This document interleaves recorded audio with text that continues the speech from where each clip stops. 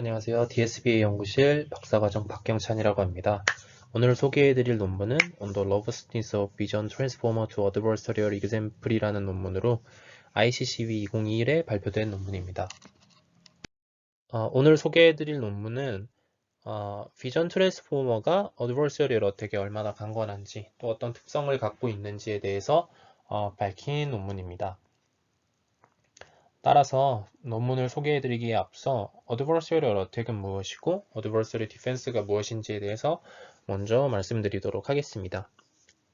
Adversarial Attack은 딥러닝 모델의 결과를 심각하게 훼손하는 노이즈를 생성하는 공격 기법이라고 볼 수 있습니다. 이는 아주 작은 노이즈로도 이미지 인식 분야에서 딥러닝 모델을 완벽하게 무력화했기 때문에 굉장히 유명해졌습니다. 아래 그림을 보시면 노이즈가 첨가되어도 인간의 눈으로 봤을 때는 어떠한 차이점도 인지하지 못하는 데 반해 딥러닝 모델은 저 강아지라는 이미지를 고양이로 완벽하게 오분류할 수 있게 됩니다. 이 때문에 딥러닝 모델의 신뢰성과 안정성에 큰 문제가 야기되었는데요. 이런 Adversarial Attack은 크게 화이트박스 어택과 블랙박스 어택으로 나눌 수 있습니다. 화이트박스 어택 같은 경우에는 타겟 모델의 파라미터 정보를 아는 경우를 의미하고요. 블랙박스 어택 같은 경우에는 타겟 모델의 파라미터 정보를 모르는 경우를 의미합니다. 따라서 화이트박스 어택 같은 경우에는 타겟 모델의 파라미터 정보를 이용하여 노이즈를 생성하기 때문에 더욱 강력한 노이즈를 생성할 수 있다라고 생각하시면 될 것 같습니다. 이런 Adversarial Attack을 목적식 관점에서 살펴보게 되면 Adversarial Attack은 로스 함수 L을 맥시마이제이션 하는 노이즈를 생성하는 것을 목표로 합니다. 말로 풀어서 설명해 보면 결국에는 딥러닝 모델의 로스 함수를 가장 최대화시킬 수 있는 노이즈를 찾겠다라는 것이 Adversarial Attack이라고 볼 수 있습니다. 화이트박스 Adversarial Attack은 말씀드렸다시피 딥러닝 모델의 파라미터에 기반해 노이즈를 생성하게 되는데요. 대표적으로 FGSM과 PGD 어택이 존재합니다. FGSM은 간단히 말해서 저희가 딥러닝 모델을 학습할 때 역전파 알고리즘으로 그레디언트 디센트를 적용하는 것처럼 FGSM 같은 경우에는 그레디언트 어센트를 인풋에 적용하는 방식으로 노이즈를 생성하게 됩니다. 근데 FGSM 같은 경우에는 그 노이즈를 최적화하는 과정이 단 한 번밖에 없기 때문에 보통은 일반적으로 위크 어택, 약한 공격 기법이라고 분류되고 있습니다. 그에 반해 PGD 어택 같은 경우에는 FGSM과 굉장히 유사하지만 FGSM과는 다르게 여러 번의 최적화하는 과정을 반복하게 됩니다. 그레디언트 어센트 기법을 사용하는 건 똑같지만 여러 번의 반복 스텝 사이즈를 가지고 여러 번의 반복을 통해서 이제 노이즈를 최적화하게 되고요. 스타팅 포인트도 한 점에 집중된 게 아니라 여러 곳에서 시작하면서 최적화된 노이즈를 찾아가는 탐색 과정을 가지고 있기 때문에 PGD 어택 같은 경우에는 대표적인 스트롱 어택 기법이라고 보시면 될 것 같습니다. 이제 어드버서리얼 어택이 나오고 나서 저런 어드버서리얼 이그젬플의 강건한 모델을 만들기 위해서 어드버서리얼 디펜스라는 연구 분야가 생겨났는데 어드버서리얼 디펜스는 쉽게 말해 어드버서리얼 어택과 같이 강력한 노이즈의 강건한 모델을 개발하는 것을 목적으로 하고 있습니다. 그래서 어드버서리얼 디펜스도 목적식을 통해서 살펴보면 엄격하게 가정을 하게 되면 어드버서리얼 디펜스는 특정 어드버서리얼 어택을 방어하는 것이 목적이 아니라 아래 목적식처럼 맥시마이제이션 하는 노이즈를 미니마이제이션 하는 모델을 찾는 것이 목적입니다. 따라서 Adversarial Defense를 굉장히 엄격하게 가정한다면 중요한 것은 가장 강력한 노이즈에 대해 강건한 모델을 개발하는 것이 Adversarial Defense의 목적이라고 볼 수 있고 따라서 아까 말씀드린 FGSM과 PGD 어택이 있다 그러면 FGSM에 대한 방어 성능이 아무리 좋아도 PGD 어택에 망가진다면 맥시마이제이션을 미니마이제이션 한 것이 아니기 때문에 아무런 의미가 없다라고 말을 할 수 있을 것 같습니다. 따라서 강력한 공격 기법, 맥시마이제이션 노이즈에 대해서 얼마나 잘 방어하는지가 중요한 것이 Adversarial Defense다라고 말씀드릴 수 있을 것 같습니다. 아까 말씀드렸던 FGSM과 PGD 같은 경우에는 이제 모델의 파라미터에 기반해서 노이즈를 생성하는 방법론인데요. 그를 통해서 생각을 해봤을 때 화이트박스 어드버서리얼 어택이 왜 잘 작동하는지에 대한 이유를 찾을 수 있습니다. 딥러닝 모델을 그레디언트 디센트 기법으로 최적화하듯이 어드버서리얼 어택은 해당 딥러닝 모델을 잘 망가뜨릴 수 있는 노이즈를 그레디언트 어센트 기법을 통해서 최적화하는 과정을 거치게 됩니다. 그레디언트 디센트로 딥러닝 모델이 최적화되는 이유는 딥러닝 모델의 표현력이 굉장히 높기 때문인데요. 그 표현력으로 인해서 그레디언트 어센트 과정을 통해서 노이즈를 찾게 되면 딥러닝 모델을 충분히 망가뜨릴 수 있는 노이즈도 쉽게 찾을 수 있는 것입니다. 아래 그림은 학습된 일반적인 딥러닝 모델이 갖는 인풋 로스 서페이스를 시각화한 것인데 인풋 노이즈에 굉장히 민감한 것을 확인할 수 있습니다.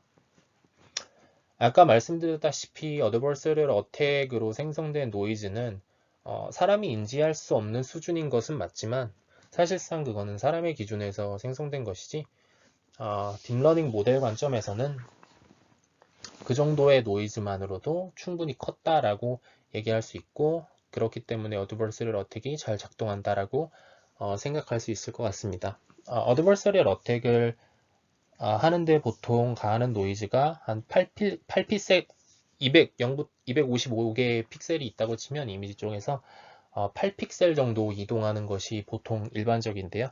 8픽셀 정도면 사람의 기준으로는 인식할 수 없지만 딥러닝 모델, 숫자를 통해서 바라보는 딥러닝 모델 관점에서는 충분히 큰 숫자다라고 말할 수 있을 것 같습니다. 그래서 오늘 소개해드릴 논문은 이런 어드버서리얼 어택에 대해서 비전 트랜스포머가 얼마나 로버스트한지에 대해서 밝힌 논문입니다. 기존 어드버서리얼 로버스티니스 연구는 컨볼루션 네트워크 기반으로 이루어졌습니다. 따라서 본 논문에서는 좀 새로운 모델 구조인 비전 트랜스포머에 대해서 어드버서리얼 이그젬플이 얼마나 강건한지에 대해서 밝히고 있는데요. 본 논문에서는 아까 제가 말씀드린 어드버서리얼 디펜스의 엄격한 가정, 그런 민맥스 프로블럼에서 벗어나서 다양한 어드버서리얼 어택에 대해 VIT가 어떻게 반응하는지 그런 특성을 밝히고자 한 논문이라고 보시면 될 것 같습니다. 본 논문 같은 경우에는 정리해보면 총 4개에 대해서 실험을 진행을 했는데요. 먼저 화이트박스 어택에 대한 비전 트랜스포머 기반 모델의 강건성에 대한 실험을 했습니다. 여기서 개별이라고 저희는 개별 모델에 대한 강건성을 실험했다는 의미를 뜻하고요. 그 다음에는 블랙박스 어택에 대한 비전 트랜스포머 기반 모델의 강건성을 실험했고, 그 다음 세 번째에서는 앙상블 모델에 대한 강건성을 실험했다라고 보시면 될 것 같습니다.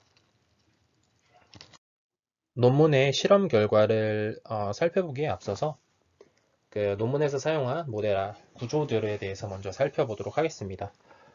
본 논문에서는 이제 VIT에 대한 비교를 위해서 총 3가지 모델 구조에 대해서 실험을 진행했는데요.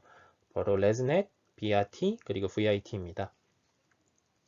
레즈넷은 다들 아시겠지만 CNN의 대표적인 모델 구조로 레지듀얼 커넥션을 사용해 CNN 구조를 설계하는 것이 그 특징이라고 할 수 있습니다. 이런 레즈넷은 다음 레이어의 출력에 이전 레이어의 입력을 연결하는 숄트컷 구조를 갖고 있어서 가중치 레이어는 일종의 레지듀얼 매핑을 배우게 되는 모델이라고 볼 수 있습니다. 그래서 CNN에서 굉장히 널리 쓰이는 대표적인 모델이다라고 보시면 될 것 같습니다. 그리고 두 번째 모델 같은 경우는 BIT인데요. 이 모델 같은 경우에는 NLP 기반의 트랜스포머 모델이 라지 데이터셋에서 프리트레이닝을 진행한 후에 타겟 데이터셋에서 파인 튜닝을 진행했더니 잘 됐다 하는 그런 학습 구조를 CNN에 반영하면 어떨까 해서 생겨난 모델이라고 보시면 될 것 같습니다. 따라서 그런 NLP에서 흔하게 사용되었던 라지 데이터셋에 대한 프리트레이닝 학습 구조를 CNN에 적용한 것이 BIT다라고 보시면 될 것 같습니다.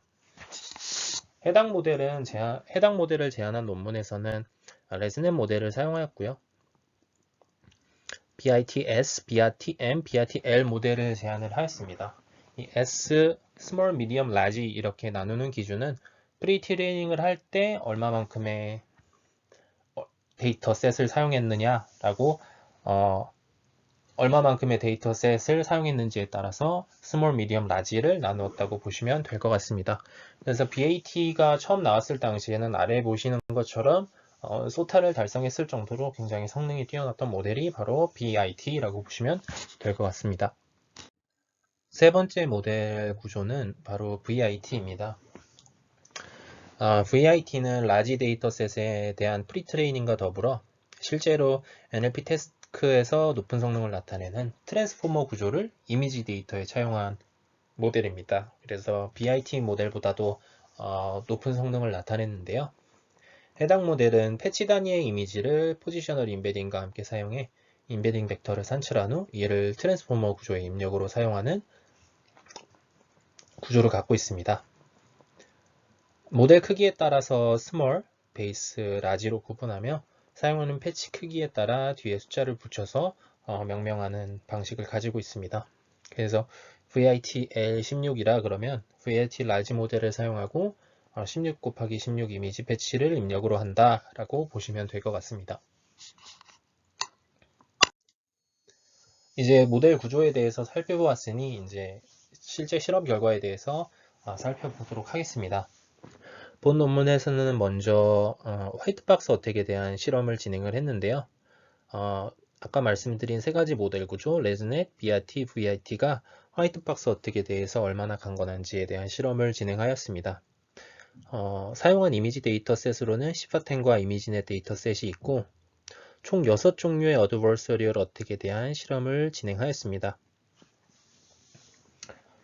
그래서 아래 실험 결과를 살펴보면 화이트박스 어드버서리얼 어택에 대해서 어드버서리얼 로버스티니스의 성능이 그렇게 높지 않은 것을 확인할 수 있습니다.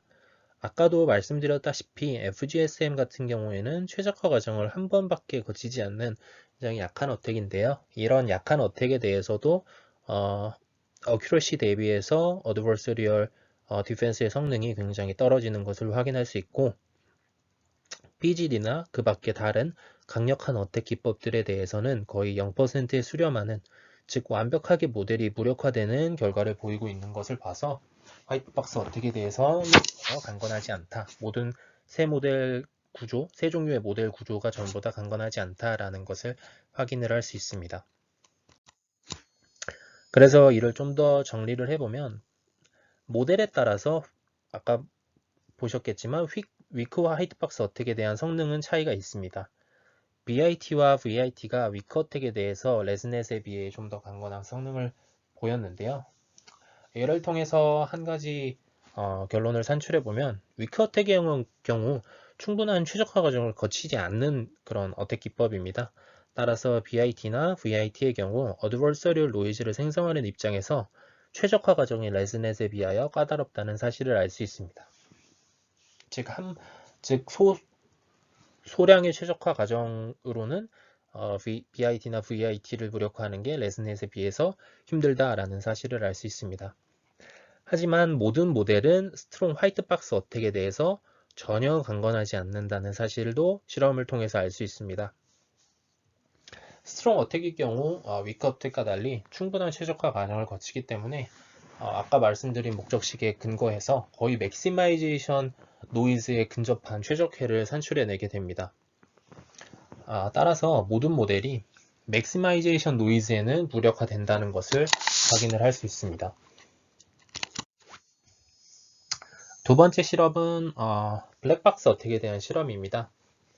본 논문에서는 블랙박스 어택을 통해 각 모델 간의 트랜스퍼러빌리티를 측정을 했는데요. 블랙박스 어택이라 그러면 대상 모델의 파라미터를 모를 때 이제 어택을 가하는 것을 통칭해서 블랙박스 어택이라고 하는데 이 실험에서는 그 해당 모델을 공격하는데 다른 모델에서 생성된 어드버서리얼 이그젬플을 사용하였습니다. 즉 해당 모델 그 자체의 파라미터를 통해 어드버서리얼 노이즈를 생성하는 것이 아니라 다른 모델을 통해서 어드버서리얼 노이즈를 생성하고 이에 대해서 강건성을 확인했다. 그래서 다른 모델에 대한 어드버서리얼 이그젬플이 얼마나 그 해당 타겟 모델을 망가뜨릴 수 있는지 그런 트랜스퍼러빌리티를 측정했다라고 보시면 될 것 같습니다. 그래서 트랜스퍼러빌리티는 아래와 같이 수식으로 정의할 수가 있는데 살펴보면 결국에는 클래시파이어 CI에 대한 화이트박스 어택을 통해 생성된 어드버서리얼 이그젬플이 클래시파이어 CJ에 얼마만큼 잘 먹히는지에 대한 것이 이제 트랜스퍼러빌리티를 나타내는 척도다라고 보시면 될 것 같습니다. 이제 뒤에 보여드릴 실험에 대한 결과값은 각 어드버서리얼 어택에 대한 평균값을 사용했다라고 봐주시면 될 것 같습니다. 이 실험에서는 트랜스퍼러빌리티를 측정하기 위해서 시퍼10, 100, 그리고 이미지넷 데이터셋을 사용해서 실험을 진행하였습니다. 아래 표에서 탑 로우에 기재된 모델들이 평가 모델이고 왼쪽 그 열에 기재된 모델들이 공격에 사용된 모델이다 라고 보시면 될 것 같습니다. 그리고 또 아래 값들은 아까와는 다르게 어택 석세스 레이스를 표기한 것으로 해당 값이 클수록 어택에 의해 모델이 더욱 망가졌다 라고 보시면 될 것 같습니다. 그래서 결과들을 간단하게 살펴보면 같은 구조의 모델의 경우에는 트랜스퍼러빌리티가 굉장히 높은 것을 확인할 수 있습니다. 어택 석세스 레이트이 굉장히 높기 때문인데요. 반면에 다른 구조의 모델에 대한 전이율을 살펴보면 어택 석세스 레이트이 확연하게 낮아지는 것을 확인을 할 수가 있습니다. 이는 시퍼10, 시퍼100 그리고 이미지넷 데이터셋에 대해서 공통적으로 나타나는 현상인데요. 조금 더 정리해서 말씀을 드리면 결국엔 같은 종류의 모델에 대한 트랜스퍼러빌리티는 다른 종류의 모델에 대한 트랜스퍼러빌리티보다 높다는 것을 확인할 수 있습니다.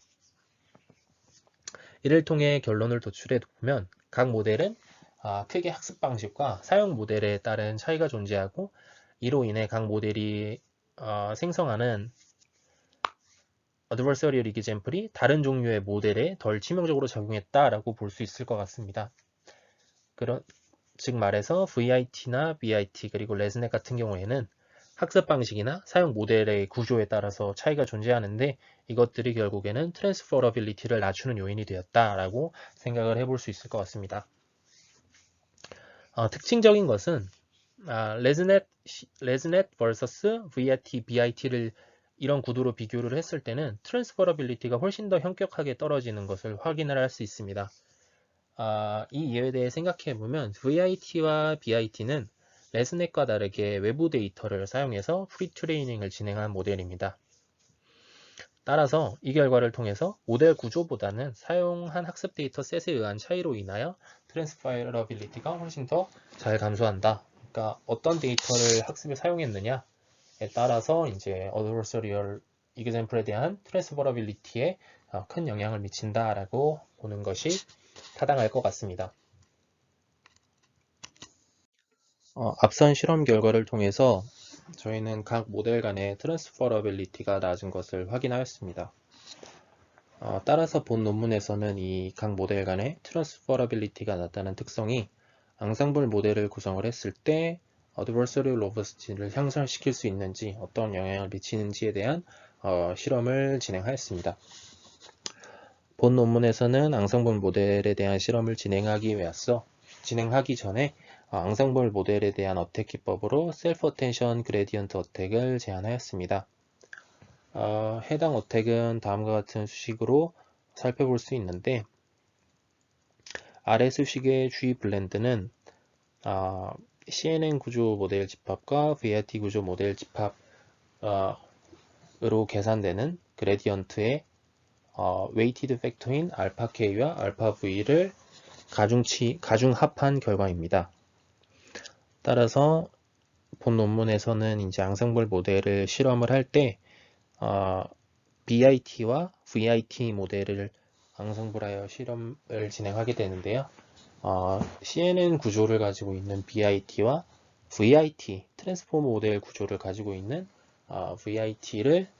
VIT로부터 계산되는 이제 그레디언트를 잘 합하여 노이즈를 최적화하기 위한 기법으로 셀프 어텐션 그레디언트 어택을 제안했다라고 보시면 될 것 같습니다. 따라서 본 논문에서는 앙상블 모델이 화이트박스 어택에 대해서 얼마만큼의 어드버서리얼 로버스트니스를 보이는지 측정을 하게 되는데요. 이 실험을 진행하기 위해서 본 논문에서는 시파10, 시파100 그리고 이미지넷 데이터셋을 사용하였습니다. 시파 데이터셋에 대해서 실험을 진행할 때는 VIT-L16과 BITM R101X3 모델을 사용하였고, 이미지넷 데이터셋에 대한 실험을 진행할 때는 VIT-L16과 BITM R152X4 모델을 사용하였습니다. 앙상블 아웃 산출 방법은 기본적으로는 에버리지 썸을 사용하게 되는데, 본 논문에서는 랜덤 셀렉션을 사용하였다고 합니다.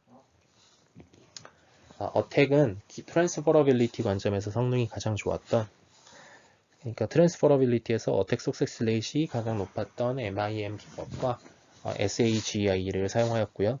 베이직 어택은 SAGA 기법에서 웨이티드 코에피션트를 제거한 어택이라고 보시면 될 것 같습니다. 그래서 아래의 실험 결과를 살펴보시면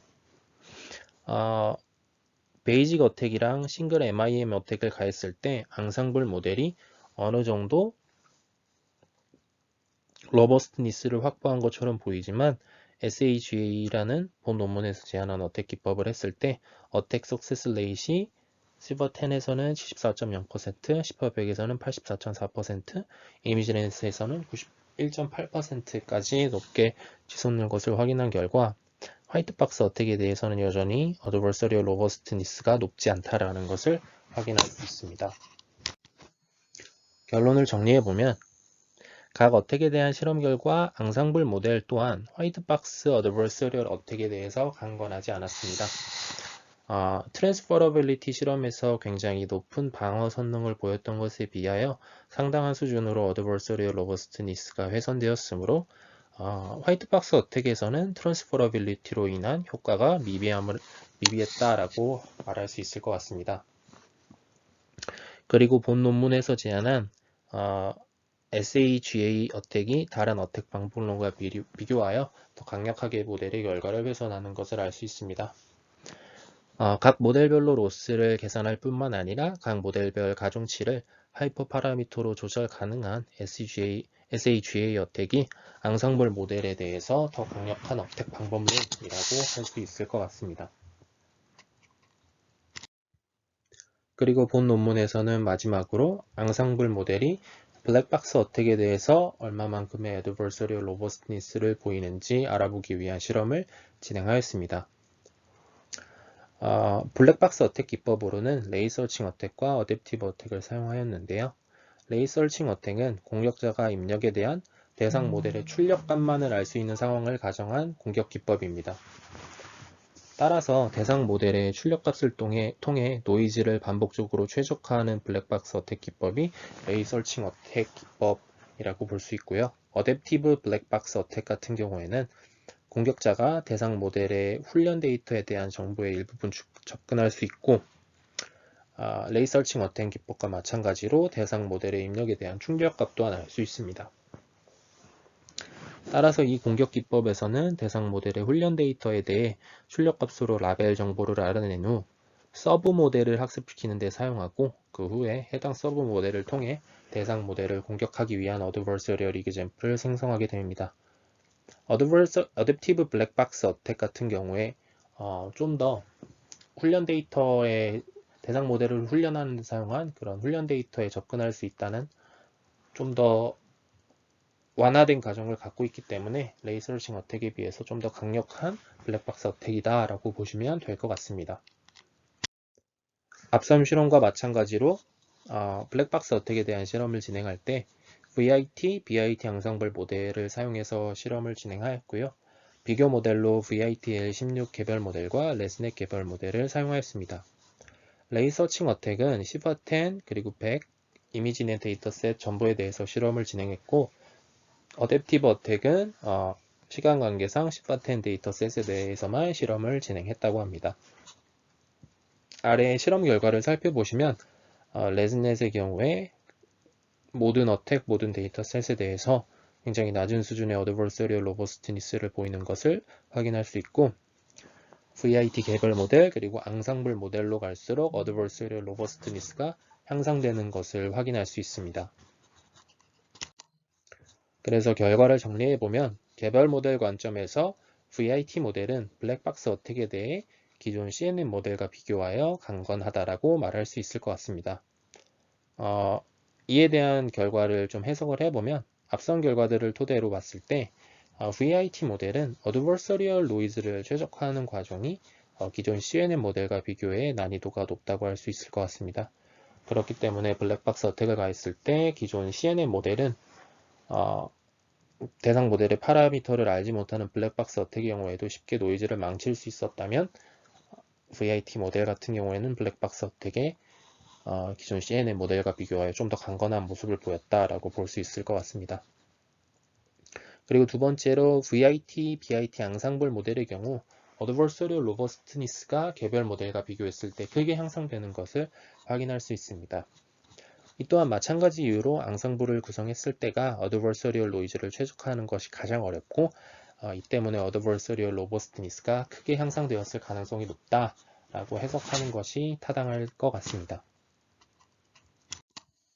이렇게 해서 본 논문의 실험 결과를 모두 살펴보았는데요. 결론을 정리해드리면 다음과 같다고 할 수 있을 것 같습니다.